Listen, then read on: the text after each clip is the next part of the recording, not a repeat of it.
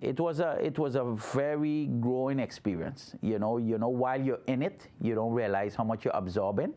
But during the campaign there recently and even now, it's amazing how much I absorbed. How much I learned.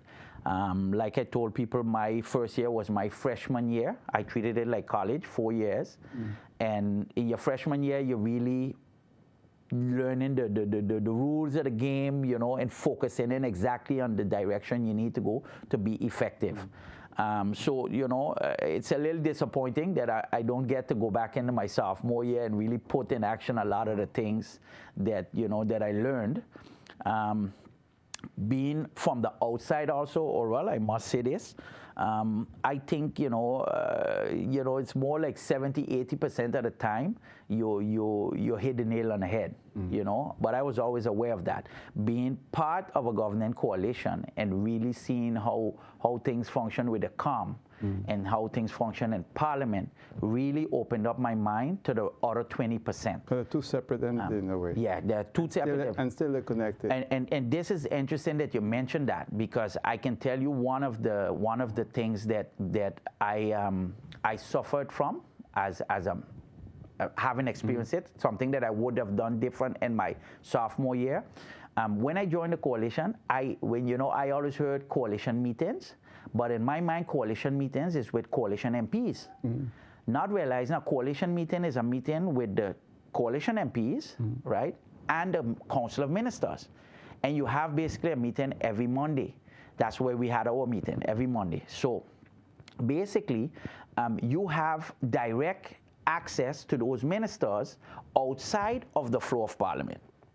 You understand? Right. So the first thing that came to my mind when I experienced that first meeting is, there goes the separation of powers.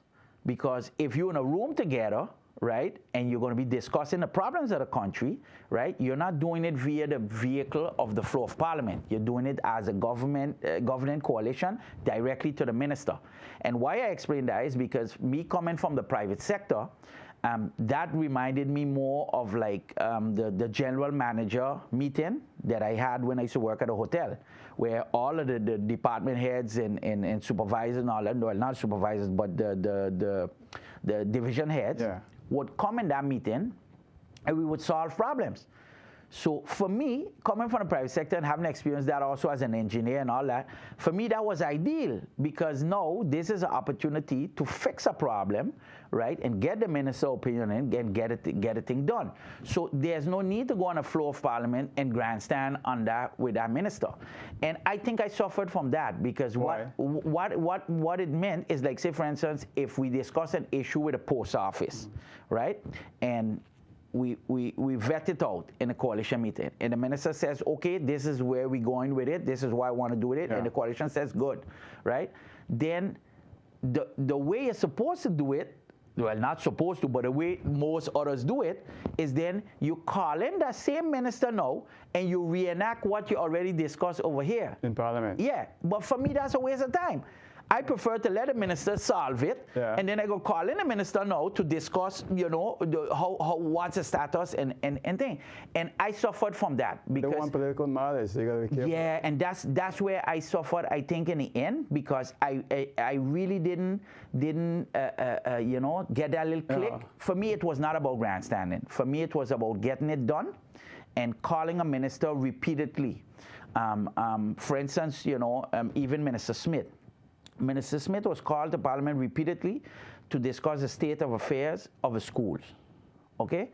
But you call him less than 6 months after, so what is going to change in that time frame? So there's where I started to realize that it was less about getting stuff done in Parliament, on the floor of Parliament, and more about profiling yourself when the camera's on.